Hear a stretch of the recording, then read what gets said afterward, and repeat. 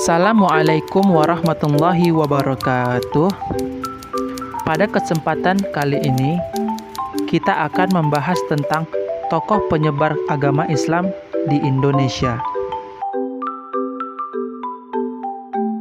Indonesia merupakan negara penganut agama Islam terbesar di dunia karena hampir 87% penduduk Indonesia adalah pemeluk agama Islam. Penyebaran agama Islam di Nusantara terbilang cukup aktif, mulai dari Pulau Sumatera hingga ke Sulawesi dan Maluku.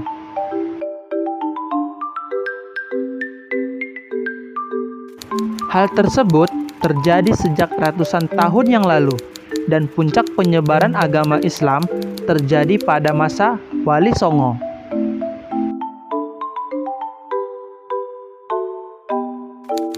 Sebagai negara Muslim terbesar di dunia, Indonesia memiliki sejarah panjang tentang bagaimana agama Islam masuk ke Indonesia.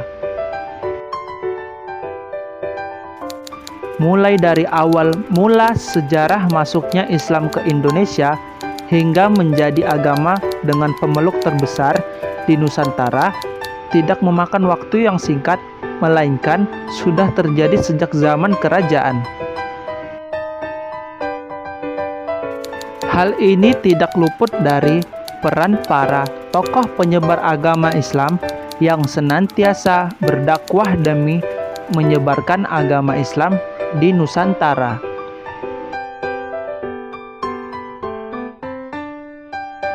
Para tokoh tersebut berdakwah semata-mata hanya untuk memajukan peradaban Islam di dunia.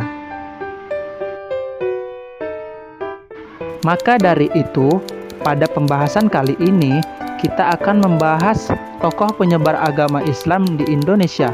Di antaranya yaitu, yang pertama, Syekh Abdul Rauf As-Singkili, dan yang kedua adalah Syekh Muhammad Arsyad Al-Banjari.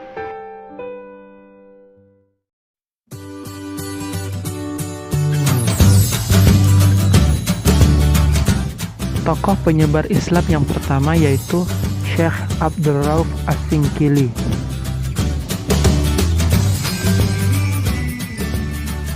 Syekh Abdul Rauf As-Singkili, nama aslinya adalah Abdul Rauf Al-Fansuri. Beliau lahir di kota Singkil.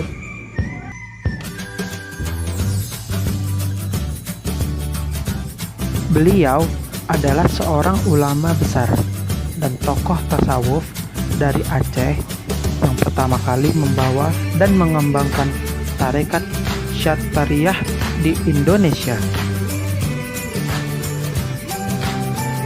Abdul Rauf berangkat ke tanah Arab dengan tujuan untuk mempelajari agama pada tahun 1604 Hijriah atau 1643 Masehi.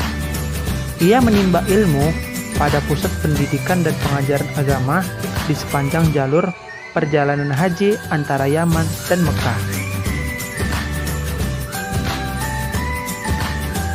Abdul Rauf As-Singkili pernah bermukim di Madinah dan Mekah. Ia mempelajari tarekat Syadhariyah dari gurunya yang bernama Ahmad Kusasi dan Ibrahim Al-Qur'ani.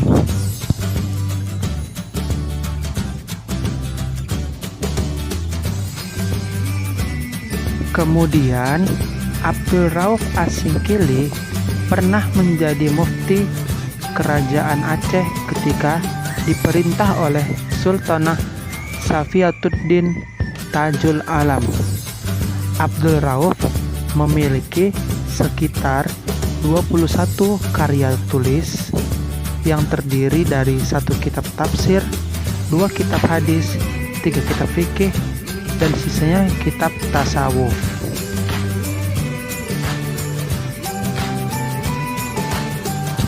Beberapa karyanya antara lain adalah sebagai berikut. A. Kitab tafsir yang berjudul Turjuman Al-Mustafid, terjemah pemberi faedah, yakni merupakan kitab tafsir yang pertama yang dihasilkan di Indonesia.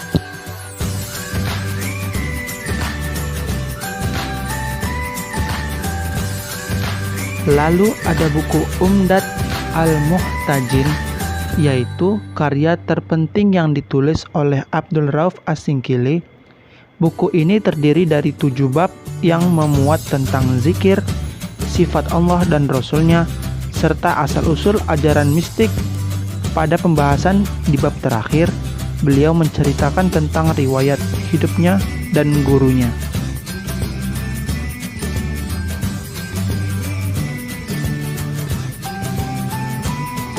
Dan karya beliau yang terakhir berjudul Mir'at at-Tullab fi Tahsil Ma'rifah Ahkam Asy-Syar'iyyah li Al-Malik Al-Wahhab, cermin bagi penuntut ilmu fikih untuk memudahkan mengenal segala hukum syariat.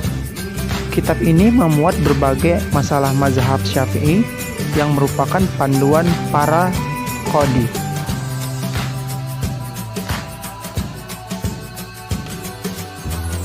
Abdul Rauf As-Singkili meninggal di Aceh, tepatnya di Banda Aceh, pada tahun 1105 Hijriah atau 1693 Masehi.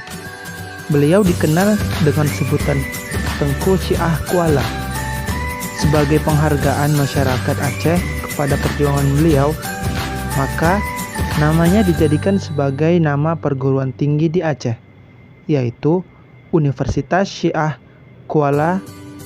Kampus ini didirikan pada tahun 1961 Masehi di Banda Aceh.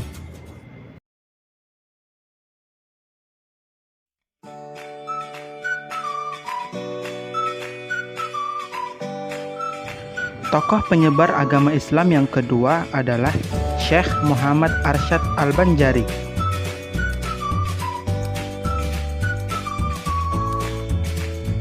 Syekh Muhammad Arsyad Al-Banjari lahir di Lok Gabang, Martapura, Kalimantan Selatan pada tahun 1710 Masehi. Beliau lahir dari pasangan Abdullah dan Siti Aminah. Setelah beliau wafat, beliau dikenal dengan sebutan Datuk Kalampayan karena beliau dimakamkan di desa Kalampayan.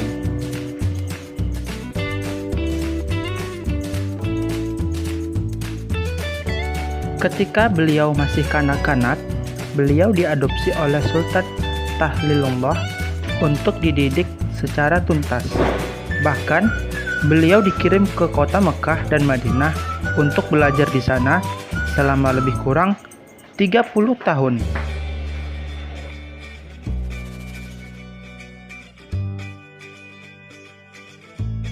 Sebelum beliau berangkat ke Tanah Suci, beliau dinikahkan dengan seorang putri yang bernama Bajut sebagai sarana untuk mengikat perasaan dengan keluarga di tanah air.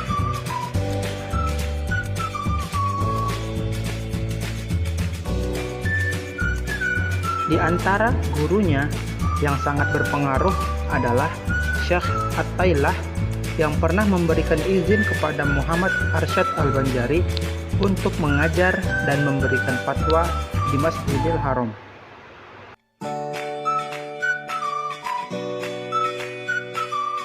Selama belajar di Tanah Suci, ia berteman dengan para ulama. Di antaranya adalah Syekh Abdus Somad Al-Palimbani, Abdul Wahab Bugis dari Makassar, yang kemudian nanti akan menjadi seorang menantunya. Abdul Wahab Bugis dari Makassar ini dinikahkan dengan putrinya yang bernama Syarifah binti Muhammad Arsyad Al-Banjari. Kemudian sahabat selanjutnya adalah Syekh Abdurrahman Masri dari Jakarta.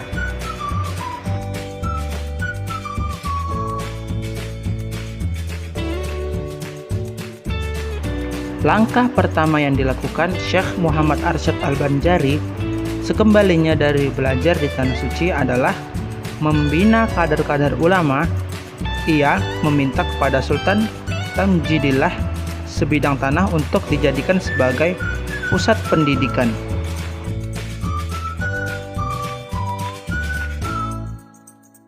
Di tempat tersebut, beliau membangun rumah tinggal, ruang belajar, perpustakaan, serta asrama bagi para santri. Dan berkat perjuangan keras dari beliau, dengan dibantu menantunya, akhirnya pusat pendidikan tersebut ramai dikunjungi para santri dari berbagai daerah. Tempat tersebut hingga saat ini dikenal dengan nama Kampung Dalam Pagar.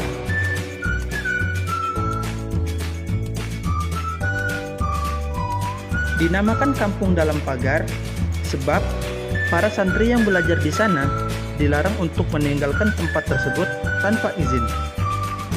Muhammad Arsyad Al-Banjari juga aktif menulis buku, dan di antara karyanya yang terbesar adalah kitab yang berjudul Sabilul Muhtadin, atau disebut dengan Jalan Orang yang Mendapat Petunjuk.